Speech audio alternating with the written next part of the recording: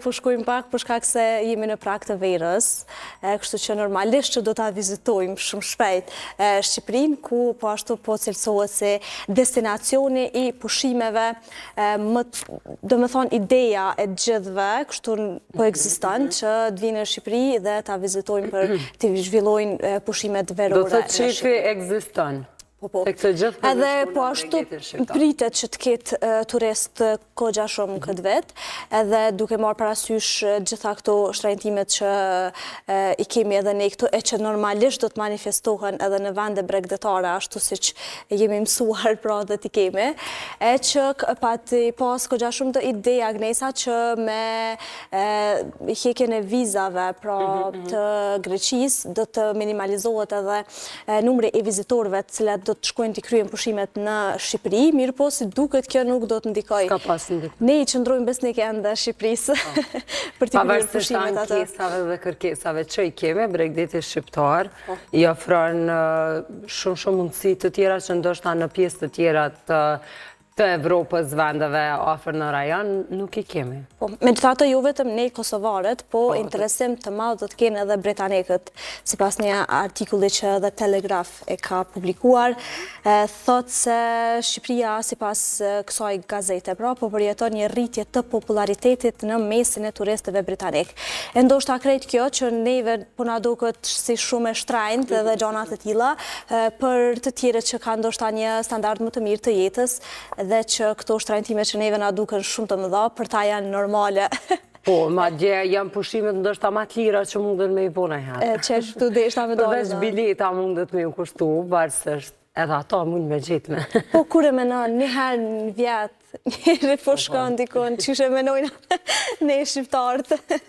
Kështu që s'po besoj që paraqet shumë problem. Pra, hotelet po hapen me shpejtësi dhe ndikuesit e mediave sociale po bëjnë çmos për t'i mbushur ato. Pra, një ndikim shumë të madh po kanë edhe TikTok-u gjithsesi edhe këtë verë për me promovu ndoshta në mënyrën më të mundshme edhe Shqipërinë. Në vitin 2015 më shumë se 3 milion turistë huaj e vizituan brigjet e saj me diell, pra brigjet e Shqipërisë. Kjo shifër u rrit në mënyrë të qëndrueshme në më shumë se 4 milion në vitin 2017 dhe mbi 6 milion në vitin 2019. Pra kemi rritje të konsiderueshme ndër vitet të turistëve që e vizitojnë Shqipërinë. Rreth, sidoqoftë që nga pandemia, numri i turistëve të huaj që vizituan vendin mesatar ka kapur majat. Do të thonë pandemia ka rezultuar pozitivisht, duke marrë parasysh që kemi qëndruar të mbyllur, tash me njëherë me vizitu një vend të ri, ndoshta është pak thyrje e monotonisë. Rreth 10 milion turist vizituan vendin ballkanik në vitin 2023, duke shënuar një rritje prej 56% krahasuar me shifrat e para Covidit, duke bërë Shqipërinë destinacionin e pushimeve me rritjen më të shpejtë në Evropë.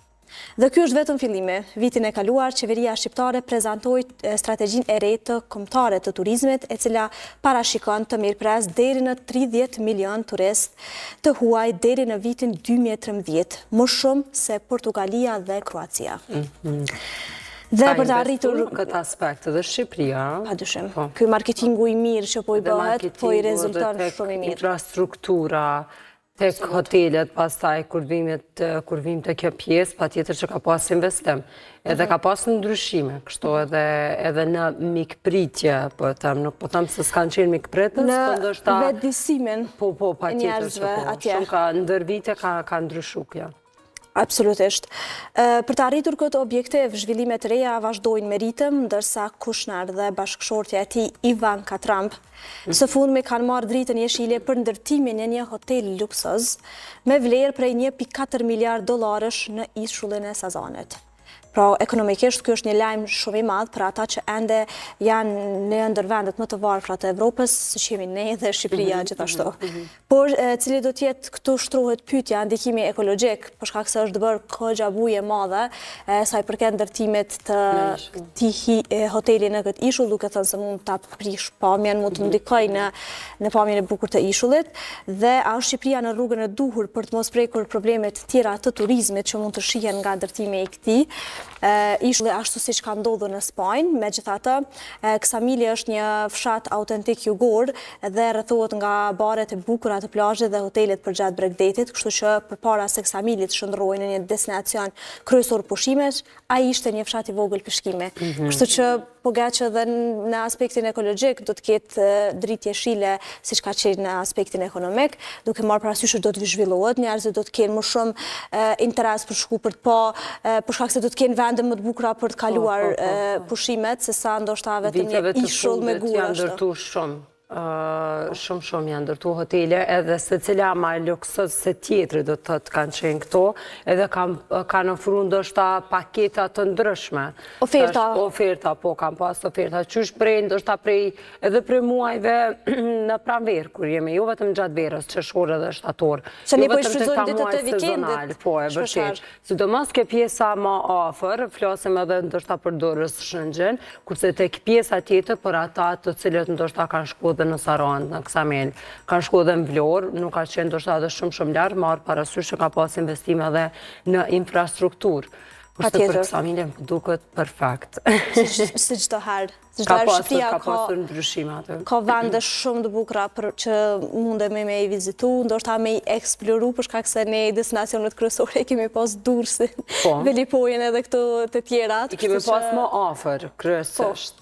Këto jenë vendet e kosovarëve. Kujtohet kur kam qenë për herë të parë në Ksamil, nuk ka pas ndoshta me qenë se e përmendet që ka qenë si vend të shkime, e vërtet edhe ka pas tepër pak ndërtime, do të thëtë veç ato banesa dhe shtëpit private që kanë qenë, edhe rruga nuk ka qenë ndërtuar, nuk ka qenë asfaltuar, në fakt ka qenë krejt me gurë. I keni shumë ofër. Po, shumë ofër edhe dole ajo rruga shumë lartë, po na patjetër që kemi pas shumë dëshirë me pa dhe këtë vend, se mbrejtëm gati krejt deri në fund, edhe kur kemi shku për herë të parë jemi mahnit, ndoshta kjo ka qenë vitin 2009 ose 2010, edhe prej atëherë kom shku edhe tash që po e shoh ishullin, shkojnë ndoshta prej vitit 2010 edhe jam ndoshta i vetmi person që s'kom shku deri atje. Që shkojnë me këto barka, të unë pas na qëndru veç këto.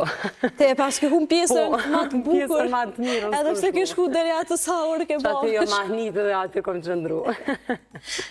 Megjithatë, i gëzohemi që ka investime tilla, gëzohemi edhe që ka turist. Vazhdojmë edhe ne të jemi pjesë e kësaj vale turistësh që shkojnë edhe ende në Shqipëri, por patjetër që bashkë me shqiptarët e Shqipërisë i mirëpresim edhe ne edhe të tjerat. Padyshim. Tash prej turizmit, prej Shqipërisë, prej këtyre pamjeve të bukura. Po kalojmë tek një kuriozitet tjetër, për shkak se shumë shpejt ne mundemi me i pa këto pamje të bukura edhe live nga Shqipëria, kështu që i gëzohemi normalisht numrit madh të turistëve. Tani po flasim për austriakun, i cili me një bilet 10 euro ka fituar 250 milion euro në lotari. Kështu që gjithë ata që thojnë nuk mundet ndoshta bastoria me funksionu, ka shumë raste kur telebingo. Kjo ndoshta si loj fati, loto me dëshmi që fati ekziston. Po ekziston, vëzët me pas fatin e mirë. Se ekziston është fati i keq dhe fati i mirë. Kështu që këti austriakut në fjalë, pra i ka buzëqesh fate, edhe në këtë mënyrë ka siguru pjesën tjetër të jetës me jetu shumë më mirë se sa ndoshta e ka jetu, dhe ka fituar një çmim rekord pra prej 250 milion euro në lotarin Euro Millions. Siç ka njoftuar lotaria austriake, ky lojtar është fituesi i të ashtu quajturit Europot dhe me bilet prej 10 eurosh ka qëlluar të 7 numrat fitues. Dhe rekordi më parshëm bëhej po ashtu nga një austriak. Austriakve po ja u doj ka. Lirisht mundemi me thonë, me marrë ndosha me konsultuna një si dihet. Në dhjetor të vitit 2023, a i ka fituar pra Europotin, i cili në atë kohë ishte 240 milion euro.